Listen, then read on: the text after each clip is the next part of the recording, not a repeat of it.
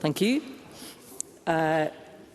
We will now move on to the final item of business, which is a member's business debate on motion 20100 in the name of Finlay Carson on the essential role of renewable energy to meet net zero targets. This debate will be concluded without any questions being put, and I would invite those members who would wish to speak in the debate to please press the request to speak button. And I call on Finlay Carson to open the debate. Up to 7 minutes, please. Thank you, Presiding Officer. I welcome the opportunity to bring this debate to the Chamber and thank colleagues from across the political divide for supporting my motion. At its heart, this debate asks whether the voices of rural Scotland still matter in the national decisions that shape our landscape, livelihoods and future. Across rural Scotland, from the Highlands to the south of Scotland, communities face growing uncertainty. Yet another wave of energy infrastructure has arrived at pace and scale that was never properly planned, clearly explained or meaningfully discussed with those expected to live beside it for generations. This is a consequence of a government pursuing energy expansion without building the democratic foundations required to support it. The Scottish Conservatives, like our rural constituents, recognise that Scotland needs energy infrastructure. They are not anti-development or anti-renewables, but they are pro-fairness, pro-transparency and pro-democracy. But today they see a system failing on all three counts. Nowhere is this clearer than in Galloway. My constituency has hosted extensive energy infrastructure for decades. We've got Windy Standard, Scotland's first consented onshore wind farm, Robin Rig, Scotland's first offshore wind farm, and the Galloway Hydro Scheme, the country's first major integrated hydro scheme and one of the world's earliest all-river systems, still producing power nearly a century later. Galloway has powered Scotland for generations. But recent years have brought something entirely different, not strategic modernisation, but a disjointed surge of proposals arriving simultaneously and assessed in isolation. Residents now face multiple wind farm applications, large-scale battery storage compounds, solar farms, new substation, construction traffic disruption, damaging to our roads and miles of monster pylons and cables. This is not abstract. This reshapes the place where people live, work and raise families, yet communities feel they've had little meaningful say. A clear example is the Kendune to Tungland power line upgrade. Initially presented as a straightforward modernisation, it evolved through several iterations, changing scale, route and justification.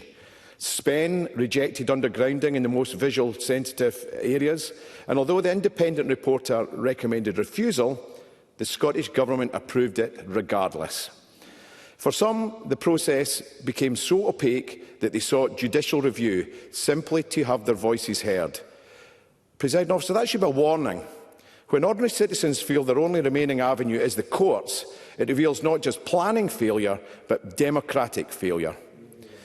Galloway is not alone. In the Highlands, the Highland Convention has brought together community councils representing tens of thousands of people who feel overwhelmed by cumulative impacts and ignored by the planning system.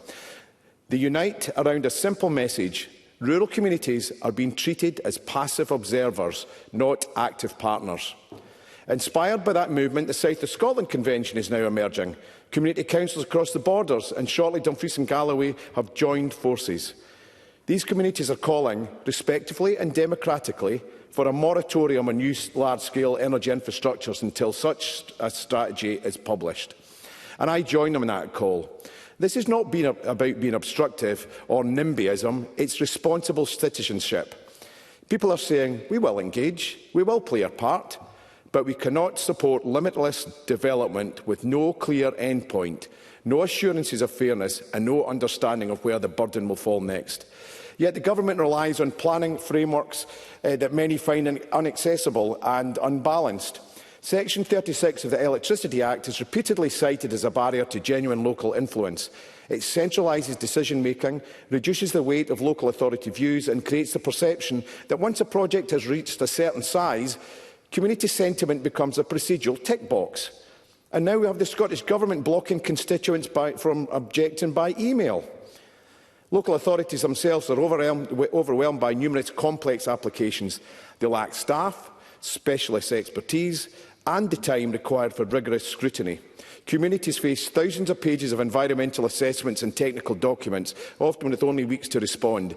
Many residents feel consultations are not genuine exercises in listening, but performances carried out because the rules require them.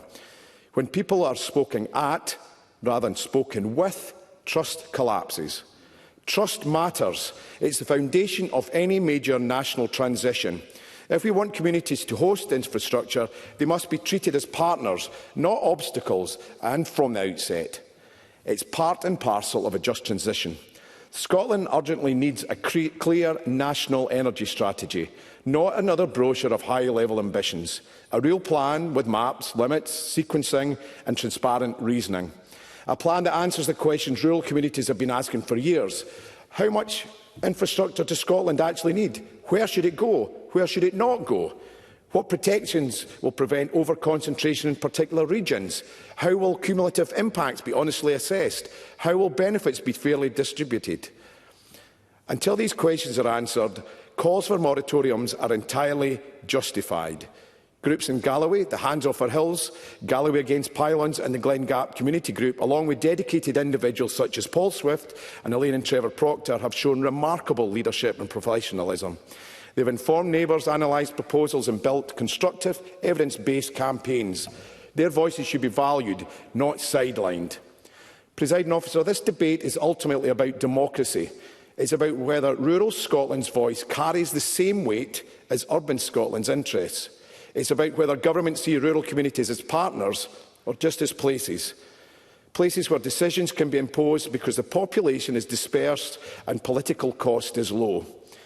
We can have a strong energy future. We can expand infrastructure responsibly, but we cannot do it credibly unless the people who host the infrastructure are respected, included and empowered right from the start. So let me be clear. The people of Galloway are not standing in the way of Scotland's future. They are standing up for their own. They are demanding fairness, proportional and fair planning system that recognises the cumulative burden they already carry. They are asking for balance, not endless expansion, and partnership, not imposition. And those in Galloway who feel unheard, overlooked or simply exhausted by their constant onslaught of proposals, your concerns are legitimate. You're right to demand clarity. You're right to demand limits. You're absolutely right to insist that your voices are heard on future development in our region. Galloway has already powered Scotland for nearly a century. No one can be accused Galloway of not doing its bit. We will continue to play its part in Scotland's energy future, but we will no longer accept being treated as Scotland's energy dumping ground. Scotland's new government must bring an end to the era of limitless, uncoordinated development. Until then, rural Scotland will keep pushing back, and rightly so. The people of Galloway and the rest of rural Scotland deserve fairness, respect and the right to shape the future of a place they call home. And I will continue to stand with them and speak for them every step of the way. Thank you, Mr Carson. We now move to the open debate. Backbench speeches of up to 4 minutes. I call Emma Harper to be followed by Tim Eagle. Ms Harper. Thank you, Presiding Officer. Let me first say I welcome the opening of Finlay Carson's motion recognising the essential role of renewables. As Mr Carson has described, there is a long history of on- and offshore and hydroelectric renewables in Galloway, and I know many of the people and the groups that Mr Carson has mentioned. It has cost a fair amount of contact for me and my team also over the last 9 years. It is we've seen over in recent years, after decades of underinvestment in innovation and underappreciation of the climate emergency, that Scotland is blazing a trail for the move to net zero. And it is nothing short of national transformation across our society that we're innovating and developing at pace. Even in agriculture, and the Cabinet Secretary will probably expect me to mention this, we are seeing the deployment of commercial scale and micro anaerobic digestion on our dairy farms and the wider rural economy to help decarbonise the grid and help with economic investment and new jobs, especially in the south west of Scotland. Renewables have to be part of the future, and remember, they're not just turbines, there's solar, there's biomass, there's geothermal, there's hydroelectric and now battery storage as well. We've seen how our nuclear generation is simply a bottomless pit of public money with no end in sight and no limit to its cost to today's citizens and for generations to come. Hinkley Point C has its nuclear site licence granted in 2012. It was first budgeted at £18 billion in construction costs, and today that figure tops about £48 billion, and that will no doubt rise as well. And it doesn't take into account the cost of... Yes, I will take an intervention. C in Scotland, and actually small modular reactors are absolutely the future right here in Scotland. Emma Harper. The last time I checked, I thank Liam Kerr for that intervention. The last time I checked, small modular reactors were still more than 20 years away. I'm talking about what we need to be doing now in order to look at how we challenge our climate emergency and support biodiversity. You know, one of the things that I do think about with nuclear is the challenges of long-term storage of high-level nuclear waste, which is a radioactive byproduct that cannot be destroyed. It requires secure, long-term isolation. High-level waste remains hazardous for thousands of years. I'm Deputy Convener, Presiding Officer of the Cross-Party Group on Civil Nuclear Industry, and there have been presentations on the complexity of high-level nuclear waste storage in Scotland, the process of conditioning to make it stable and the requirements of the design and monitoring and the long-term storage which is required for decades. So moving to net zero means being serious about renewables and being serious about the infrastructure and investment needed to get there. The investment is demonstrating that the former nuclear power station site at Chapel Cross in Annan is being transferred into a renewable energy hub, leading the way in research, development and deployment. The transformation is bringing quality skilled jobs and employment to the south, just one example of how the just transition is delivering real economic benefits across our country. But the benefits can't come at the expense of local communities and their right to be heard when decisions are made about where and what that investment delivers. So I want to see international best practice when it comes to not just consulting communities, but involving them in the planning process from the very beginning. And Mr Carson, as I said earlier, has mentioned many groups and many people who have contacted me also. And I think it's something that we really... I don't think I've got time, Presiding Officer. If it's a very brief intervention. OK, I'll take a brief intervention. It's a very brief intervention. I appreciate you taking it. Simple question. Has Galloway got enough wind turbines? Emma Harper. I think when I did a comparison recently, actually, I looked at the numbers of turbines in Galloway versus other parts in Scotland, and it is quite interesting to see what is out there. I think what we need to be certainly considering is the cumulative impact, and that's what a lot of the people have contacted me about as well, worried about Galloway being the place where all the turbines are put up. So I think it is something that we need to think about and consider, and it's something that we absolutely need to make sure that our communities in the south must be at the core of our renewable future, and I look forward to the Scottish Government to continue this action. But I definitely think that we need to make sure that the development proposals mean that all communities need to be involved and engaged with and listened to and be at the beginning of any development. Thank you, Ms Harper. I now call Tim Eagle to be followed by Carol Mockin. Mr Eagle. Well, thank you very much. And first of all, can I congratulate Finlay Carson on bringing what I think is actually a very important debate. And what's really interesting is the first two speakers there from the south of Scotland, and I'm here representing the Highlands, and I think we'll see people in the north east and from the central as well, all experiencing actually very much the same feedback from their communities. And the first thing I wanted to do is I want to touch on three very quick areas. The first of those is the Murray Flow Park. It won't be a surprise to this chamber that I mentioned that. It's something that I am actively campaigning on as hard as I possibly can, and there's a very good reason for that. There'll be a members' business next week where I'll go into that in more detail. But last Thursday, I asked a question to the Cabinet Secretary, and the Cabinet Secretary seemed slightly annoyed with me over what I was saying. And I just wanted to expand on that, and I'm going to make this point again next week, that what the government have consistently responded to me in saying about the Murray Flow Park is there is not an application in yet. And that is the excuse. That's the reason. So we don't say anything else because there's not an application in. And what my community are saying to me very clearly is we don't want an application to go in. Actually, you're spending £1.83 million of public money on a project that clearly the community don't feel is in the right place. And the community and the councils and various other businesses are saying, work with us. We're not saying no, but come and talk to us and maybe we can find other locations around the Highlands that you can do this.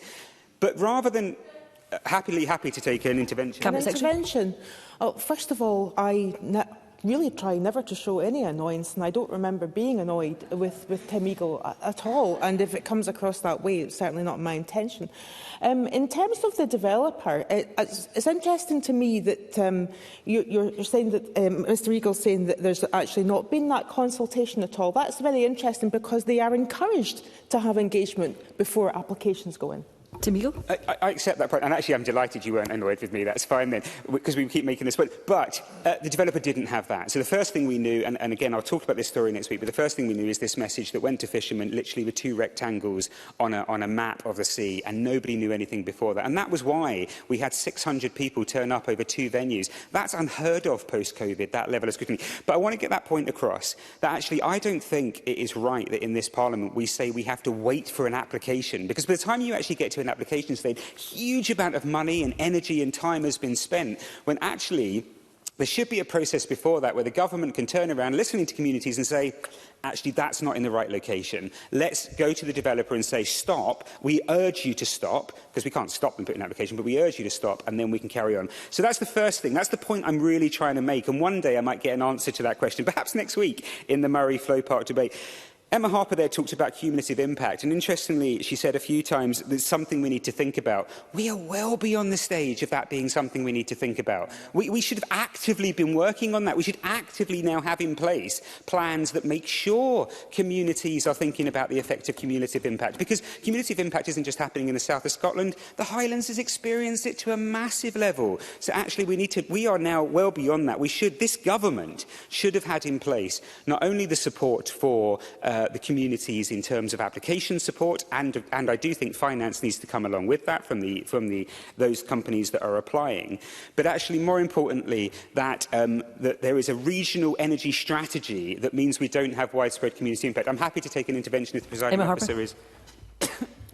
Thank you for giving way. When I said that's something we need to think about, perhaps when I was on my feet responding to an intervention, I probably should have said that we are already considering in terms of cumulative impact. So maybe I just didn't think fast enough on my feet, Presiding Officer. Tim Eagle. I mean, my gut feeling is, and that's fair enough, and I thank you for the intervention there. My gut feeling is this is going to be quite a big, serious issue, and it's not a political one, but I think this is going to come up for all of us on the doorsteps in the upcoming election, because across Scotland this is a big concern.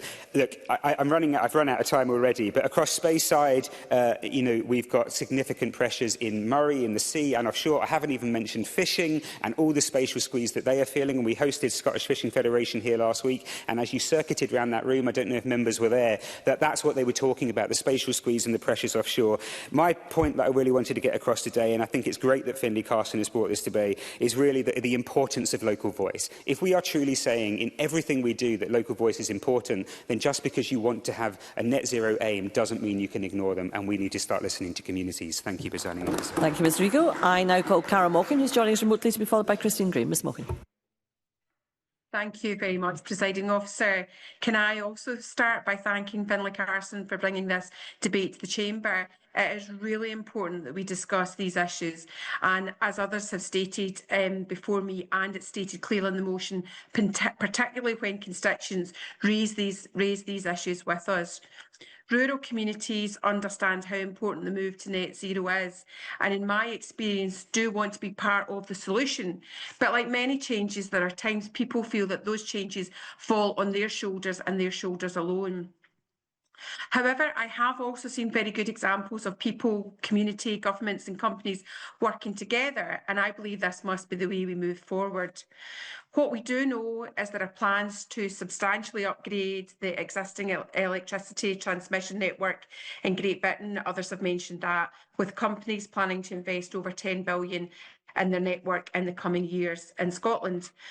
By some estimations, there are plans to build 5 times more transmission networks in the next 12 years than has been built in the last 30 years. So it's understandable that communities are considering and thinking about this, and of course worried. There has the sort of building of this infrastructure and the changes that will bring has many issues that we need to consider. Who are the companies? What are we doing to engage communities? How do we seek to ensure community wealth building comes with any of that investment? And how do we ensure local communities see any benefit from that often intrusive nature of infrastructure change? But I'm sure, like other members, this, they understand the complexities, and communities do spend a lot of time trying to understand the systems, while they really want to get involved in shaping the future.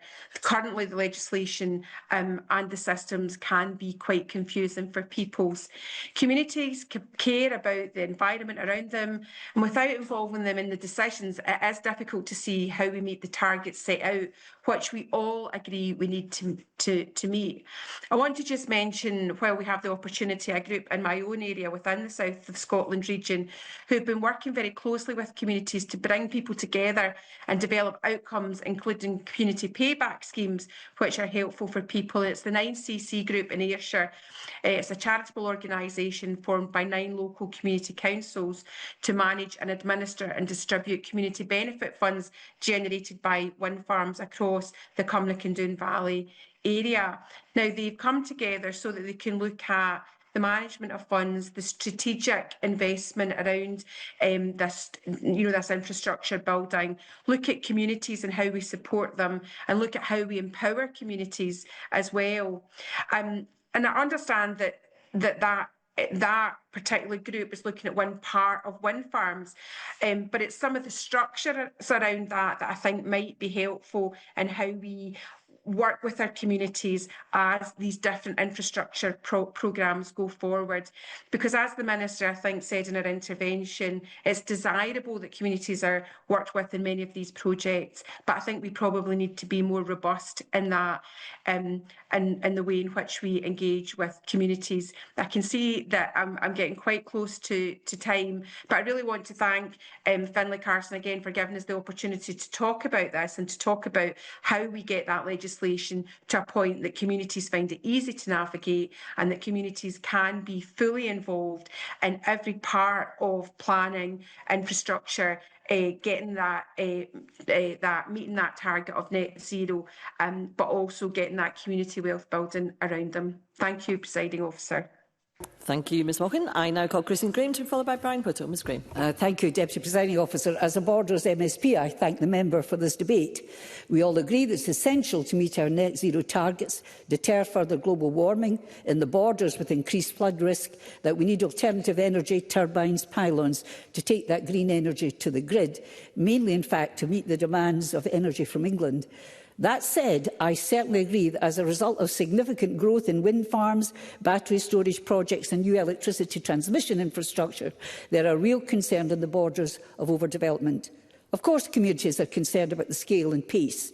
Of course, they want fairness and meaningful local benefit, and that decisions can seem remote. I raised these concerns about the cumulative impact of wind farms, battery storage and pylons in the borders at First Minister's questions, and this is the exchange, truncated in the interest of time. Quotes, whether the Scottish Government has carried out an assessment of the potential cumulative impact on the wildlife and the landscape in light of the importance of tourism to the area, close quote. The First Minister replied, I appreciate the point that Christine Graham makes on cumulative impact. Now, this is my emphasis. And I have asked that work is taken forward to consider what further steps we can take as part of our strategic spatial energy plan. Through the plan, we will work to balance the need to deliver net zero with the need to protect our natural environment, tourism and rural communities, close quotes. I pursued the issue further, quote, I hope that there is progress. I understand that there are 30 sites in the borders operating more than 440 turbines, with 3 more being built and others being applied for. The SP Energy Networks project, the cross-border connection, will require some 400 pylons or thereabouts to take borders-generated energy south. That application seems to me to be taking segmented parts of the impact in isolation, not considering the cumulative impact. That cannot be fair when communities are certainly left getting absolutely nothing out of this but an industrialised landscape, close quotes. This is the answer for the First Minister, and I quote, Issues of cumulative impact are a legitimate consideration in the planning process. Indeed, there will have been examples of developments that have not been able to proceed because of the concerns about cumulative impact, and that the consideration that we are giving to the implications for the Strategic Spatial Energy Plan will assist in addressing the point that she has raised with me, close quotes. That is as it should be, as well as improving statutory benefits to communities from developments. Currently, they're mainly by agreement with developers, and indeed consideration to regional electricity pricing, though I understand this is reserved. And finally, not all applications are agreed. CWP Energy wanted to build 60 turbines up to 250 metres, 820 feet tall, at Scoop Hill, a few miles south-east of Muffet. Dumfries and Galloway Council objected to the scheme on the grounds of its visual and landscape impact. The Scottish Government has concluded it is, quote, not the right development in the right place, and refused permission for it to go ahead. I just put that in because we can look at that in the balance of the Government taking forward real issues that people have. I will, yes. Finlay Carson. I really appreciate you taking part in this debate and giving way, but I think that is an exception to the rule. We hear over and over local authorities objecting, going to appeal, and a government turning it over. I think in Dumfries and Galloway in recent years there was 13 applications turned down by the local authority, and 9 of them then subsequently overturned on appeal by the Scottish Government. So your example is an exception to the rule, not what normally happens. Always through the Chair, Christine Graham. I gave it merely as an example. The member will know I didn't claim that it was the standard reply. But that's the key to this is meaningful consultation with groups throughout the south of Scotland and the borders. They may not always get the answer they wish. That happens in many consultations. But at the moment, we are definitely needing more serious consultation, particularly about the cumulative impact of the turbines and the pylons. Thank you. Thank you, Ms Graham. I call Brian Whittle to be followed by Douglas Lumsden. Mr Whittle. Thank you, Deputy Presiding Officer, and can I thank my friend and colleague Finlay Carson for bringing this debate to the Chamber, which I think is a very good debate and could quite easily have been taken in as a main debate in the Chamber at any time. Last week, Deputy Presiding Officer, members may have heard my colleague Douglas Lumsden ask the Cabinet Secretary for Climate Action and Energy about the decision of the Energy Consents Unit to move from receiving public representation by email to an online portal. In response, she talked about regulation on energy transition being reserved to the UK Government and the need for developers to engage with communities. All very interesting, but not even close to answering the question. Deputy Presiding Officer, it's a bit like asking somebody the time and getting the reply, Norway. As for me, it sums up everything that's gone wrong with how we seek to maximise the benefits of Scotland's renewable energy potential. Far too often, this has become a debate where those who are competing viewpoints talk past each other, not to each other. On one side, we have those determined to achieve clean power by 2030 and net zero by 2045, whatever the cost. On the other, campaigners who believe this agenda will do so much damage to their communities that the proposed developments are an existential threat to rural Scotland. This is not where the debate on renewable energy should have ended up, Deputy Presiding Officer, because fundamentally where most people are is somewhere in the middle. Renewable energy is the future. Oil and gas are a valuable national resource, and we should make the most of it. But in a world where fossil fuels are finite, their prices increasingly volatile, and energy security a growing concern, we need to be prepared for what comes after them. Scotland is in the fortunate position of being well placed to capitalise on the shift to renewables. Our engineering talent has only grown thanks to oil and gas, and now we have the opportunity to apply that talent to offshore renewables, both on our own coasts and hopefully around the world. I really can't stress enough how big an opportunity renewable energy can be for Scotland, Deputy Presiding Officer, if we get it right. But today, we are not. Instead, a piecemeal approach to the development of renewable generation, driven in no small part by the lack of a clear plan for our future energy needs, has left more and more communities finding themselves facing an ever-growing number of renewable developments. While these are often relatively small by themselves, the cumulative impact of a few small turbines here, a few bigger ones there, and a solar farm there ends up with residents in some part of the country feeling surrounded and overwhelmed, and their views an afterthought. The voices of communities should be heard in this process, Deputy Presiding Officer. They should feel that their opinions matter and have been thought about seriously before a planning decision is taken. Right now, all too often, that is not the case. And without that confidence in the process, every time a decision is taken that doesn't acknowledge community concerns, or the Scottish Government overrules a local refusal, as my colleague Finlay Carstall said, the public's trust erodes a little bit more. That doesn't help anyone, Deputy Presiding Officer, and it means that the planning process for every new renewable project on important modernisations and upgrades to our electricity grid end up becoming far more contentious than they should be. It means economic opportunities lost, infrastructure holding back growth, jobs going overseas, and energy costs remaining tied to a volatile fossil fuel market for even longer. Scotland needs renewables, and it needs them in the right place. In saying that, I know there will be those who believe that the right place is somewhere else. But as with any issue with competing points of view, that's where compromise and pragmatism are supposed to enter the equation. It should be where a proper and effective community benefit system offers real and lasting gain to the communities, but it's not ready. It should be where a smooth and transparent planning process offers developers and the public confidence that their respective views are recognised before offering a considered decision. But we have a black hole that is the energy consent unit.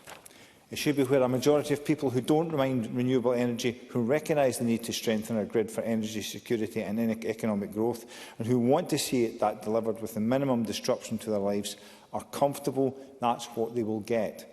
It should be all of these, Deputy Presiding Officer, but right now it's none of them, and it isn't helping anyone. Deputy Presiding Officer, it seems to me that the situation we find ourselves in today is a consequence of declaring our destination and arrival time without taking the time to draw the map first. Yes, we need to know where we're going, but before charging off, we should have spent more time planning our route. And now, because we didn't, everyone, developers, energy companies, network operators, governments, politicians and communities are all scrambling to find the right direction. We need to get it right, Deputy Presiding Officer, because if we waste this opportunity, we will never get it back. Deputy Presiding Officer. Thank you, Mr Rizzo. And I call Douglas Lumsden. Mr Lumsden. Thank you, Presiding Officer, and thanks to my good friend and colleague Finlay Carson for bringing this important debate today. And it really is a shame that this is never actually debated in government time. It always comes down to members' business or even opposition time to debate what I think is such a key issue. Because my inbox, surgeries and doorstep conversations are filled with this issue, Presiding Officer. Communities through our beautiful North East are telling me time and time again that the over-industrialisation of our countryside is not welcome in their communities. And something that the Cabinet Secretary might hear if she spent any time meeting with those constituents who are concerned about these issues. But no, she's too busy meeting the companies who are intent on destroying our countryside, riding roughshod over our communities and carpet bombing our countryside with monster pylons to line the pockets of energy transmission companies who use every greenwashing tactic in the book to hide the fact that this is all about increasing their share price at the expense of our communities. And time again, this SNP government have shafted the people of rural Scotland. Whether it's helped with storm damage, wood-burning stoves, ferry links or pylons, they seem to be tone-deaf when it comes to rural communities. They do not understand the anger because they're unwilling to listen to it. And we heard an example of that from Brian Whittle. The Energy Consent Unit launched a new online portal, and at the same time, they removed the ability for residents to email an objection. People must fill in a web form or send a letter by post instead. Yes, I will take an intervention. So the new system allows for 6,000 words, which equates to 20 pages per representation. What capacity in terms of ability to put objections or views forward is he asking for that exceeds that? And indeed, there is still a web address and an email address that is still available to people, which is the official email address. What does he think that's been taken away? Well, if there's an email address, fantastic.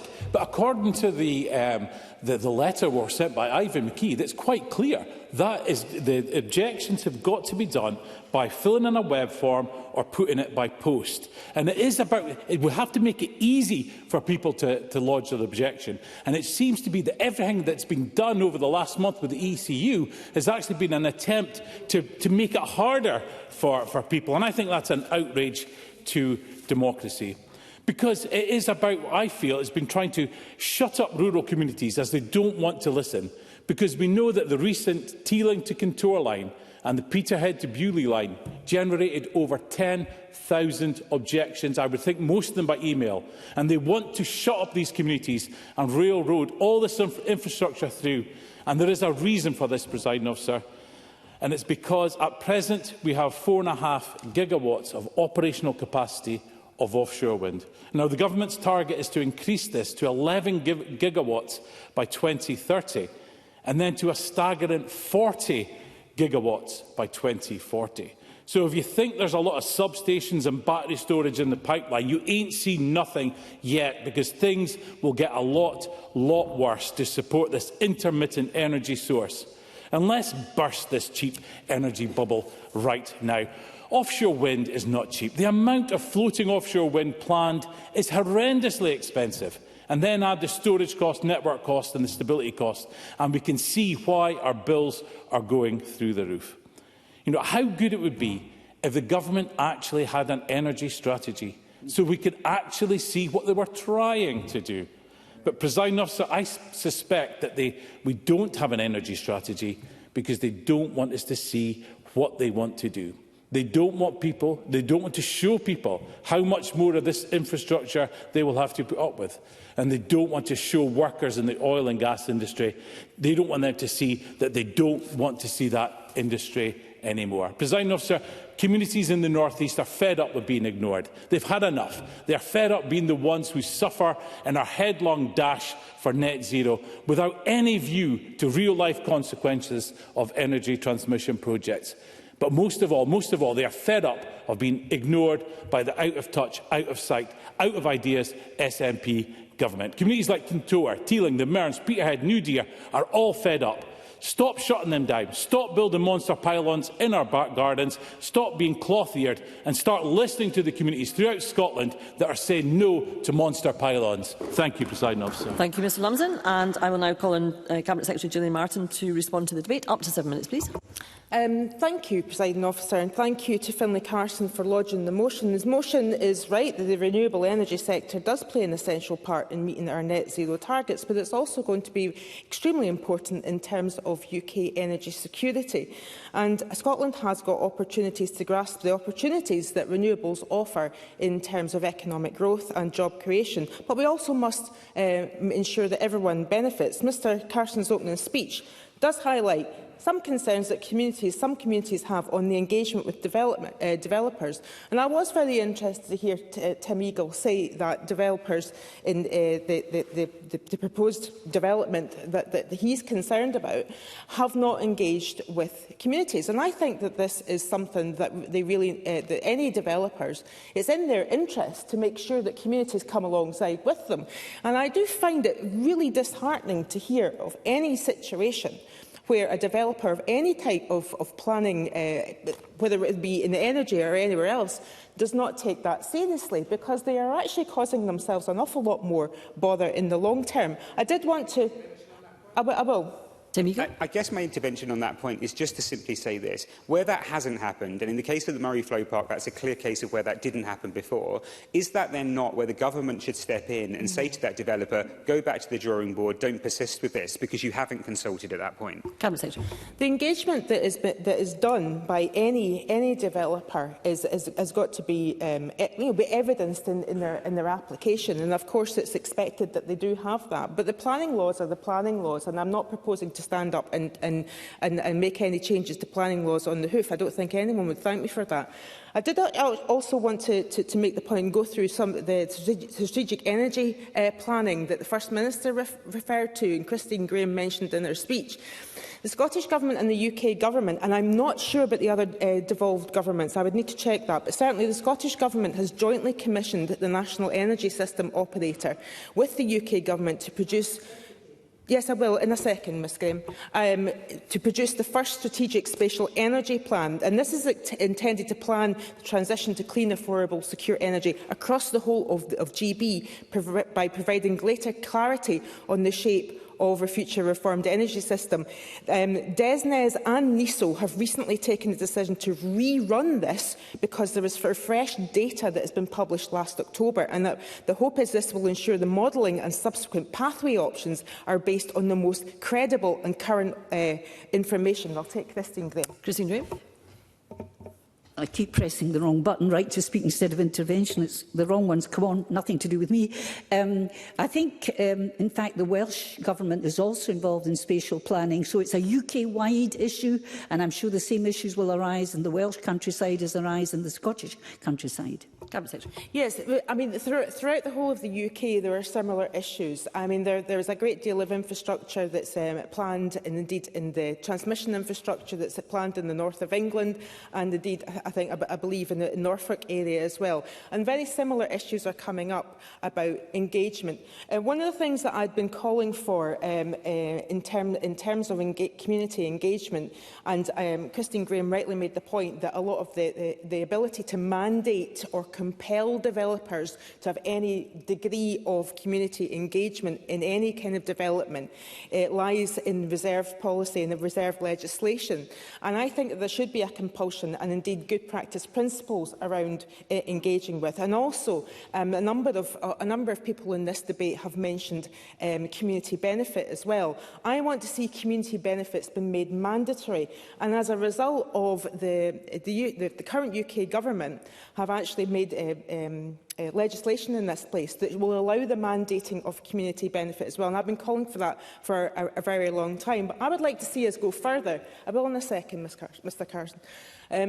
But I would like to see go further, because Tim Eagle has set out for me that if it's not mandatory and it's voluntary, and there's not any guidance and guidelines associated with a mandatory compulsion to engage with communities, some developers may not do it in a way that brings communities with them and allows them to have their say.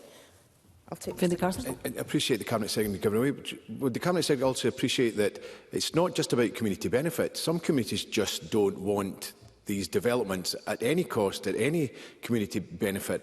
And we're seeing some communities fighting application after application where the big companies are putting in new applications when previous ones have been turned down, and their whole lives are spent fighting this. And no matter how much community benefit is, the community should have a right just to say no. Cabinet Secretary. I can't talk about particular applications and particular instances in that, but there are some areas where some of the infrastructure might be critical national infrastructure. One of the things that's been long overdue, a good 20, 30 years overdue, has been developments in terms of the infrastructure which takes electricity around the whole of the UK. And that's not just because there's onshore and offshore wind. It's because the system, the infrastructure, is actually very old and can be quite unreliable as well. So obviously the community's views have to be taken into account. What we've done, given that we want to improve community engagement in Scotland, we've published guidance on effective community engagement and local development planning, which we would expect developers and operators to use, but we can't compel them to use that. We also, the ECU published guidance on how to deliver consistent and meaningful pre-application consultation and engagement that transmission operators are expected to follow for transmission projects which require an environmental impact assessment, but we cannot mandate for them to follow that. So that's why the Planning and Infrastructure Bill has been helpful in terms of one aspect of this, in terms of community benefit. But I believe that we need to go further, because I think that really at UK level, we need to be able to see that communities' concerns are taken seriously, and that the issues around that is something that needs to be mandated. And I'll end on that point. Thank you, Cabinet Secretary. Point of order, Douglas Lumsden. Thank you, Presiding Officer. On a point of order, during the debate, the Cabinet Secretary seemed to suggest that people could still raise an objection by email to the ECU. But in the letter from Ivan McKee on the 15th of January, it says, previously representations could be submitted by email or post. Under the new system, online representations must now be submitted through the ECU portal during defined consultation windows. Postal submissions will remain available for those who cannot access the portal. So it seems the Cabinet Secretary has misled Parliament. Can you advise how the record could be updated to correct this? I thank Mr Lumsden for his point of order. I would advise, of course, that the Chair is not responsible for the substantive contributions of any member, including ministers. However, all members are expected to make their contributions in accordance with accurate information. Obviously, well, I'm actually responding to Mr Lumsden. Thank you. And therefore, accuracy is important. And if it is felt that there is a need to correct the record, members are encouraged to do that as soon as practicable, including, of course, in particular with regard to government ministers. Point of order, Cabinet Secretary. I have misspoke. Members of the public remain free to use any tools. This is directly from ECU. Members of the public remain free to use any tools or resources to help formulate their views, but they must submit representations directly using their own verified email address. I have actually misspoken, but the portal is available. There's a 6,000 character 6,000 word limit. But I should have checked this. They must submit representations directly using their own verified email address. Is what I meant to say. I thank the Cabinet Secretary. That, of course, is not a point of order. But anyway, the Cabinet Secretary has put the matter on the record, and I now conclude the debate and close this meeting. Thank you.